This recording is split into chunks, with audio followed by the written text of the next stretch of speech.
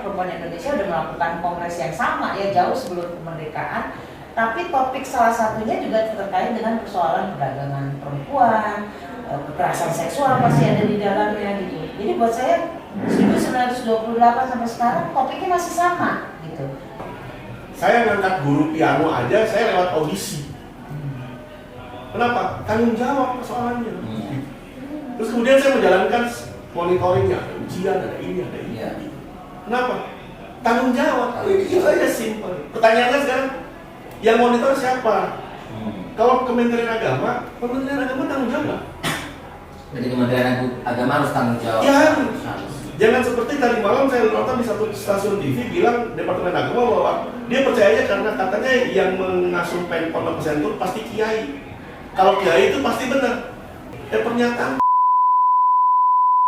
Emang tidak tanggung jawabnya ya? Oh iya jelas. Saya nggak bisa lihat orang cuma main piano terus langsung saya suruh jadi guru piano itu.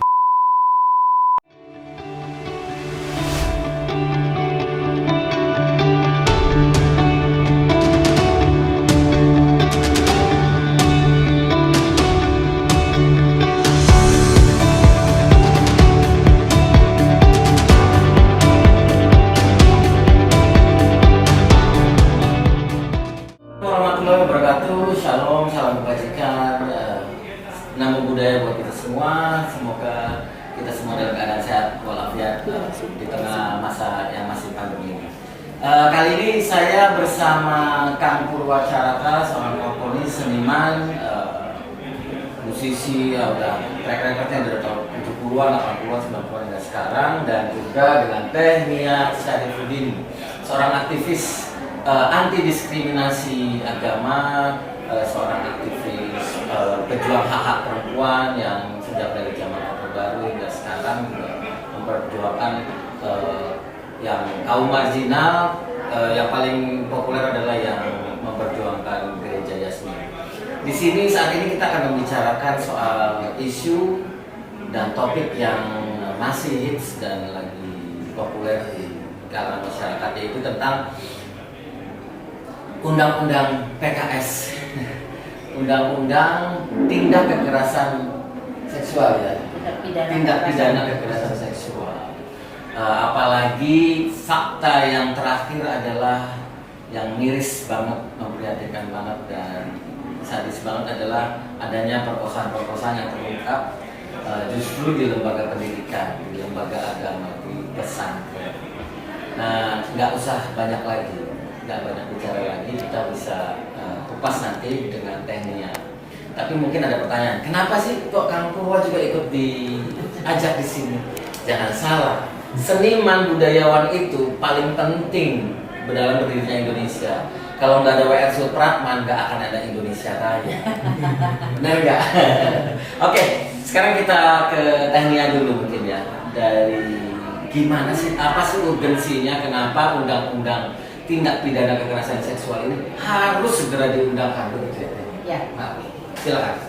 Ya, karena Indonesia sudah masuk dalam kategori negara darurat kekerasan seksual gitu, dan undang-undang ini juga diajukan bukan umur setahun 2 tahun ya, udah cukup lama. Dari 2016. Ya, dari 2016 gitu, dan kita merasa kok sepertinya suara-suara korban tuh nggak nyampe gitu ya di oleh karena itu kemarin dengan begitu semakin banyaknya terungkap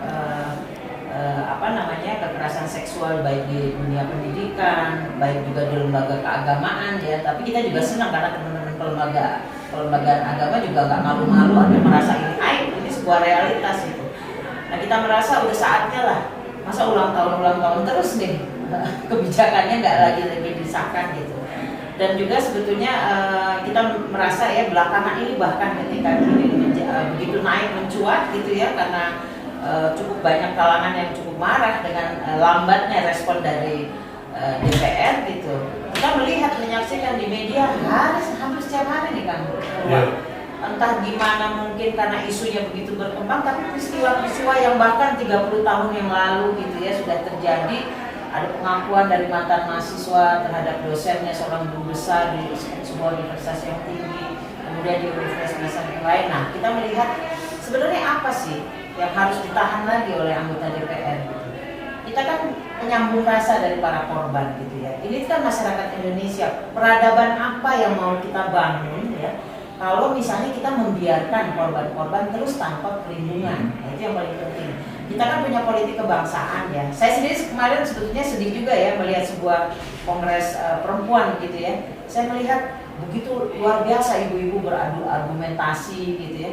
Nah saya merasa bahwa sebenarnya 1928 perempuan Indonesia sudah melakukan kongres yang sama ya jauh sebelum kemerdekaan.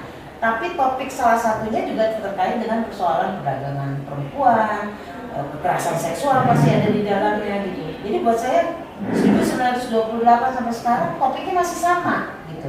Tapi yang persis, maka oleh karena itu bagi saya peradaban kita sudah jauh lebih baik ya sekarang. Harusnya buat saya apalagi dengan teknologi yang luar biasa begini, pemberitaan juga sangat terbuka, respon masyarakat juga semakin positif untuk mendukung RUU TPKS, nggak ada alasan. Walaupun kemarin semua kecewa karena ternyata DPR menunda pembahasannya ke bulan Januari ke depan. Nah, saya rasa sudahlah ya, jangan sampai masyarakat nanti merasa terutama korban dan jejaring yang mendampinginya seolah-olah di DPR tidak menampakkan suara-suara itu terdengar oleh mereka. Makanya pengesahan itu menjadi bagian dari permintaan kita, gugatan kita juga sekarang sudah menjadi gugatan. Sebetulnya kita agak sedikit lega hati kemarin karena dari 9 partai yang ada di DPR, 7 itu sepakat ya. Jadi saya sebutkan saja PDIP, Gerindra, Nasdem, PAN, Demokrat, terus P3 juga setuju gitu ya. Terus PKB juga, PKB apalagi sangat kompak sekali mendatangkan banyak ahli keagamaan dari NU dan lain sebagainya gitu. Terus yang minta menunda itu Golkar, yang menolak cuma satu, Partai Kesejahteraan Sosial gitu ya. Bagi saya jangan terlalu banyak berdebat, lihatlah korban, lakukanlah sebuah proteksi kebangsaan kepada kenegaraan kepada mereka itu aja sih. Oke, berapa lama nih sampai ini ketok palu kira-kira atau optimisnya? Ya jangan lama-lama. Jangan lama-lama. Ya, kan? Korban udah nggak bisa nunggu lagi, saya rasa gitu. Ya, kalau untuk saya sih kalau dilama-lamain lagi sih keterlaluan. Kalau kata Bang Omar, terlalu. Kalau Kang Purwo udah ngomong begitu udah beda lagi nih. Iya, iya. Ini kan tadi dilihat dari urgensi termasuk soal korban ya. Aparat kita atau penegak hukum kita apa nggak punya rasa? Nah, itu. Apa ya? Semua sebetulnya yang diuji itu rasa kemanusiaan kita ya Kang Purwo ya. Jadi kita juga meminta mereka itu kan wakil rakyat ya, mengambil suara juga dari salah satunya dari korban gitu. Cobalah dilihat secara mata kemanusiaan. Apalagi kan kita punya politik kebangsaan yang clear, jelas ya, bahwa ya Pancasila udah sedemikian bagus. Makanya kemarin ketika ada kesengajaan informasi pendukung RUU ini tidak Pancasilais, tidak agamis, itu bagi saya itu sebuah fitnah juga, sebuah stigma ya. Justru saya rasa nilai-nilai Pancasila harus dirasakan oleh para korban dan para masyarakat sekalian di dalam kebijakan ini. Kebijakan ini sangat konstitusional kalau saya bilang ya, sangat dan juga menjadi urgensi karena memang dibutuhkan sekali untuk memberikan perlindungan. Oke, sekarang saya mau ke Kang Purwo terutama masalah sosial yang terakhir terjadi ya, soal pesantren di Bandung yang ternyata pengelolanya, pengasuhnya malah jadi predator bagi para santriwati-santriwatinya. Gimana Kang, ini gawat ini? Ini cerita tentang daerah kampung kita kan, Jawa Barat. Ya sebenarnya gini, kalau saya melihat ya beberapa hal yang saya ingin katakan. Pertama, sebenarnya tanpa undang-undang apapun juga yang disebut perkosaan itu kan udah kriminal ya. Jadi apapun alasannya harus bisa ditindak. Dan semua sepakat lah kalau yang namanya perkosaan itu dibunuh gitu ya. Kan ironisnya hanya ternyata kejadian itu di tempat yang religius ya, gitu kan menjadi antitesisnya kan. Nah, bicara mengenai pesantren, ada pertanyaan yang menggelitik di saya. Sebenarnya pesantren itu lembaga pendidikan bukan sih? Nah, kalau lembaga pendidikan kan harusnya ada pengawasan ya. Harus. Nah, kayak misalnya SMP, SMA formal itu wilayahnya Kementerian Pendidikan dan Kebudayaan, ya kan. Nah, lalu kalau pesantren ini wilayahnya siapa? Kementerian Agama. Kementerian Agama. Pertanyaannya gampang aja lah. Gitu. kalau terjadi banyak persoalan begini, sebenarnya ada sistem pengawasannya nggak sih? Kita bicara sistem itu deh. Saya ini punya sekolah nih yang musik, hampir 90 cabang. Saya ngangkat guru piano aja, saya lewat audisi. Kenapa? Tanggung jawab persoalannya. Terus kemudian saya menjalankan monitoringnya, ada ujian, ada ini, ada ini. Kenapa? Tanggung jawab. Itu aja simpel. Pertanyaannya sekarang, yang monitor siapa? Kalau Kementerian Agama tanggung jawab. Jadi Kementerian Agama harus tanggung jawab. Ya, jangan seperti tadi malam saya nonton di satu stasiun TV bilang Departemen Agama bahwa dia percaya karena katanya yang mengasuh Pemkot dan Pesantren pasti kiai. Kalau kiai itu pasti benar. Pernyataan. Emang tanggung jawabnya ya? Oh iya jelas. Saya nggak bisa lihat orang cuma main piano terus langsung saya suruh jadi guru piano itu. Jadi kalau orang Departemen Agama bilang seperti itu, baru mau kita kumpulkan dengan sekarang. Terus yang kemarin-kemarin kita kasih tanggung jawab gaji dan sebagainya sebagai lembaga kemana? Saya marah benar. Kalau harus ada kejadian dulu, ya. Ibarat misalnya ada jalan nih. Ini misalnya jalan ini tanggung jawabnya Kota Madia misalnya, atau tanggung jawab provinsi. Ini ada lubang nih, udah semakin besar. Emang mau ditunggu dulu sampai ada orang gaji masuk motornya terus mati dulu ya? Baru bilang, oh kita mau meeting gitu. Kan gila menurut saya. Iya. Ya kan? Jadi kemudian bicara sistem. Gitu. Ada nggak sih sistemnya? Jawab aja dulu itu. Kalau ada tanggung jawab. Kalau nggak ada, kenapa nggak ada?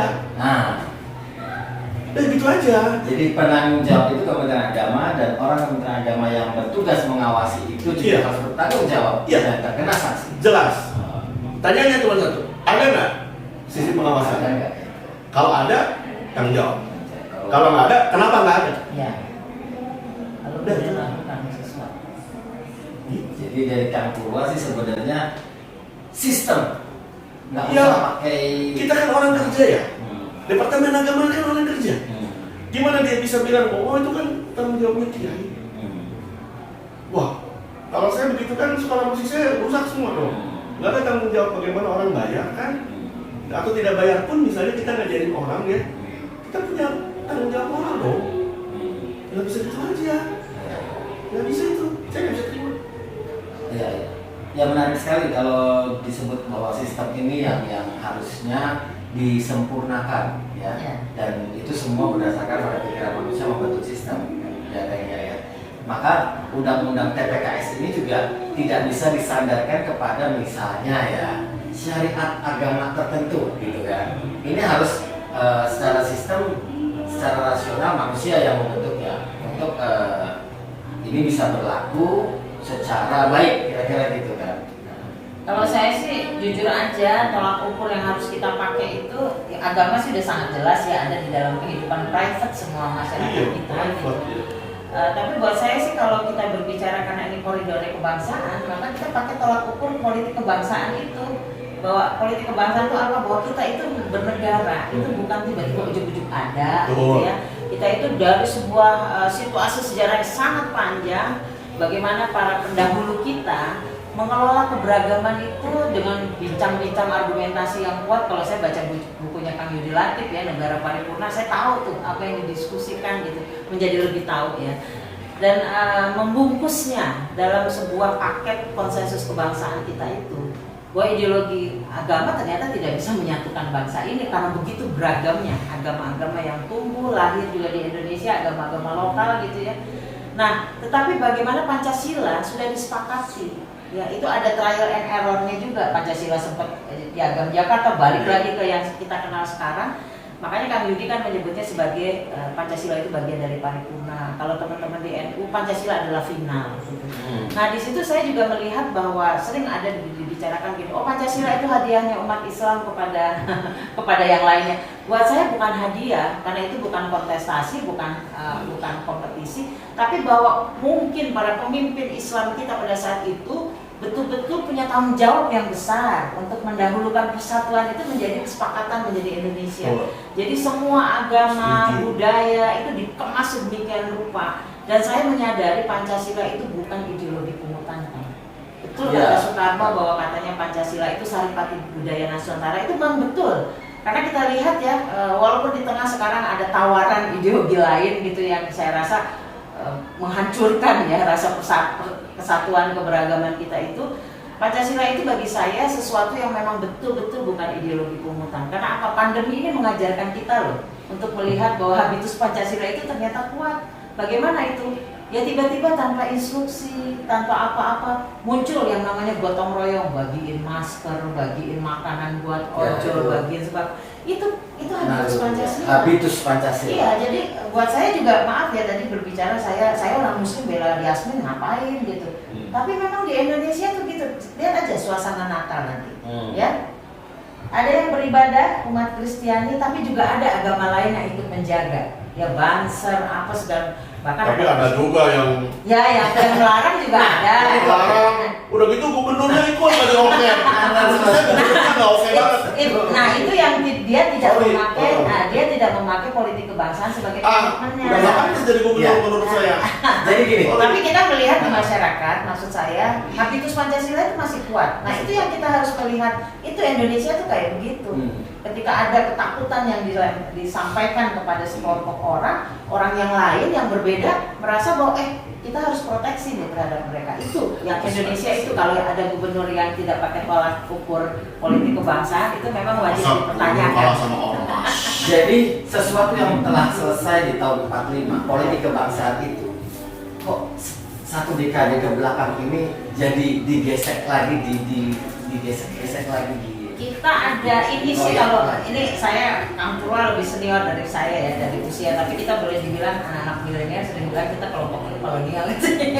Tapi begini, ada masa di mana Orde Baru ya, dulu tuh kan Pancasila sebagai tolak ukur pembangunan semua kehidupan berbangsa kita ya. Pancasila, Bhinneka Tunggal Ika, NKRI, itu tuh satu paket yang nggak bisa dipisah-pisahin sebagai konsensus kebangsaan. Tapi kita memang ada masa di mana Pancasila pernah dijadikan alat pukul juga di zaman Orde Baru. Nah itu yang kadang-kadang menimbulkan yang tadinya harusnya knowledge menjadi keyakinan tentang konsensus kebangsaan itu agak terkikis. Kemudian setelah Orde Baru selesai reformasi, 18 tahun kesenjangan itu ada antara Pancasila dengan kita. Karena Pancasila tidak ada lagi BP7, tidak ada lagi P4.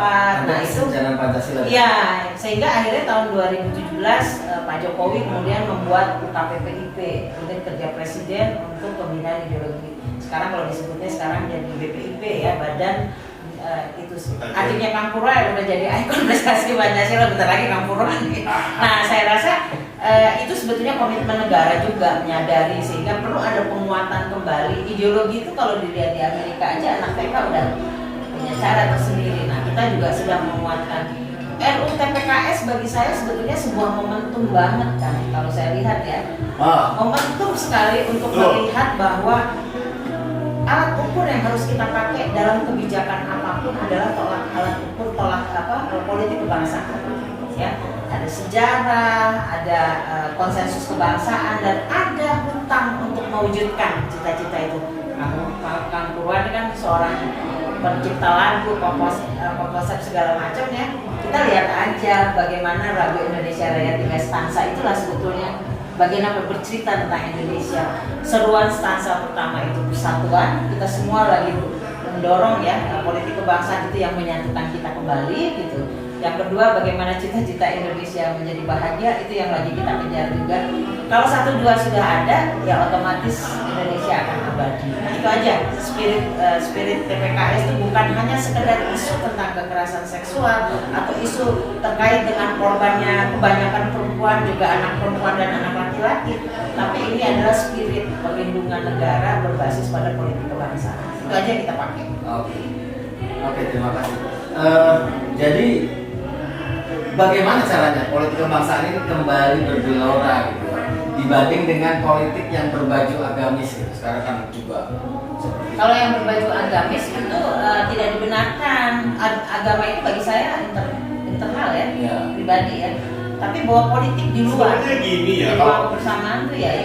Kan gini ya, kan kalau untuk saya pribadi saya setuju dengan TNI ya bahwa agama itu private sebenarnya. Tapi kalau sekali negara mau urus yang benar gitu. Tetap dengan politik kebangsaan, tetap kebangsaan. Ya, sekarang bicara mengenai PPKS misalnya.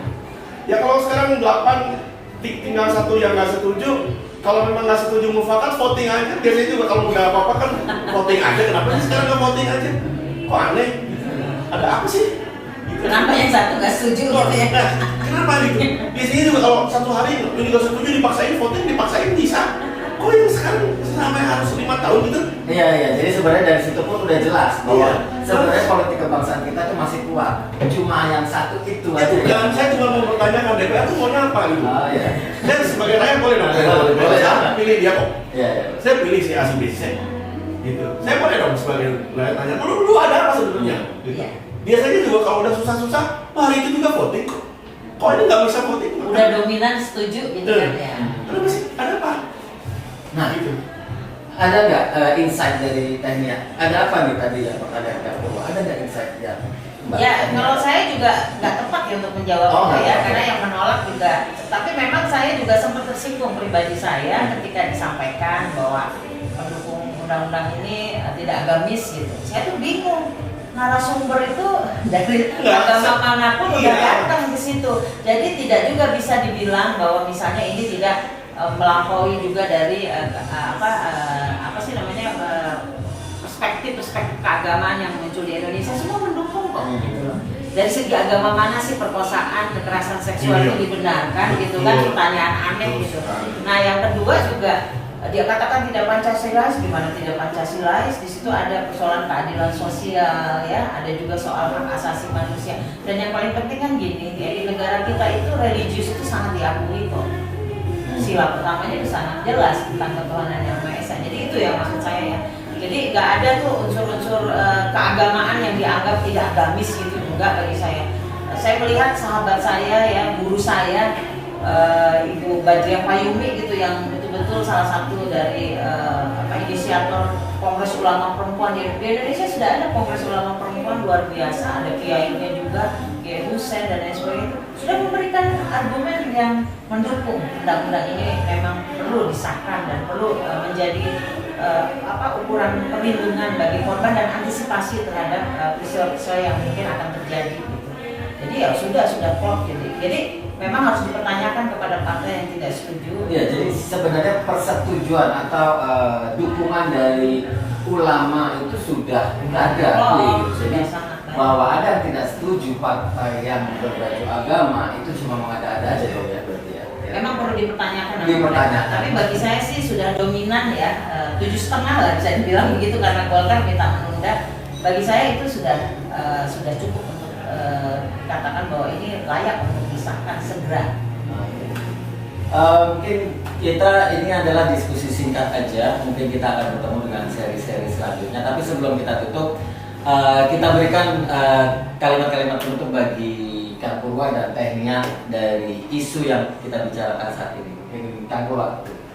Iya, kita kan sekarang ini sama-sama sadar dan sama-sama tahu lah ya kondisinya seperti apa, krusialnya seperti apa, urgensinya seperti apa. Jadi saya pikir kita bicara mengenai kalau saya cenderung bicara mengenai sistem, semua sistem kan. DPR juga bicara sistem, ya kan? Yang diikuti juga sistem kan. Yang ini belum prosedural lah, ini belum masuk di inilah, balik lah, inilah itu semua sistem. Termasuk dari perkara-perkara mengenai kejadian-kejadian di dalam lembaga-lembaga pendidikan ya, terutama pesantren yang angkanya cukup tinggi ya kalau dibandingkan dengan non-Islam itu kan cukup jauh ya. Walaupun tadi malam di TV Metro itu bilang, oh semua agama juga ada kasus. Oh iya, semua agama juga ada kasus. Iya, cuma berapa kasusnya secara data kan jelas 15 berbanding 2 gitu kan. Jadi kita concern banget. Kalau saya bicara keras mungkin bukan persoalan saya menghujat agama atau tidak, bukan. Tapi again, saya akan bicara mengenai sistem ketika pemerintah akan mengambil alih bidang private ya, seperti agama ke dalam ranah formal pemerintahan, ya lakukan dengan baik gitu. ya. Harus ada tanggung jawab di situ, jangan kalau nggak, wah saya nggak tahu tuh itu ginilah, ini gitulah. Coba saya mau dengar, bagaimana satu orang yang punya katanya pesantrennya itu atau boarding schoolnya itu ilegal, tapi dia bisa jadi ketua forum pesantren, bisa ketua. Itu kan statement yang bodoh dan gak masuk akal. Maksud saya gini deh, kalau mau bohong pintar dikit gitu, ya. Yang bikin saya marah tuh sebagai pemirsa, terus kita nih pemirsa dianggap bodoh ya, gitu ya. Saya nggak tahu ya. Iya. Emang lu pikir gue goblok ya gitu? Itu yang saya bikin marah gitu. Kalau mau bohong pintar dikit gitu aja, gitu. Oke. Terima kasih. Sekarang dari Tania sebagai Ya, di satu sisi lain bagi saya 2 malam yang lalu ada istiqosah besar-besaran dihadiri oleh 900 orang lebih di Zoom ini. Tapi saya melihat banyak sekali basis pesantren yang mungkin mereka pakai infokus didengarkan rame-rame. Bagi saya itu juga sebuah kebanggaan, kebahagiaan saya bahwa kelompok-kelompok keagamaan berbasis pesantren juga mengakui ada kekerasan dan mereka itu mendukung TPKS ini untuk segera disahkan. Itu fenomena yang menurut saya membahagiakan dan saya merasa bahwa terlalu banyak sudah narasumber yang dihadirkan di DPR untuk didengarkan nasihat, pengetahuannya dan lain sebagainya, dan rata-rata semua mendukung tentang RUU TPKS. Jadi nggak ada alasan bagi saya segera sahkan RUU TPKS ini sebagai sebuah tanggung jawab berbasis politik kebangsaan dan juga tanggung jawab untuk membuat peradaban yang jauh lebih baik untuk bangsa kita.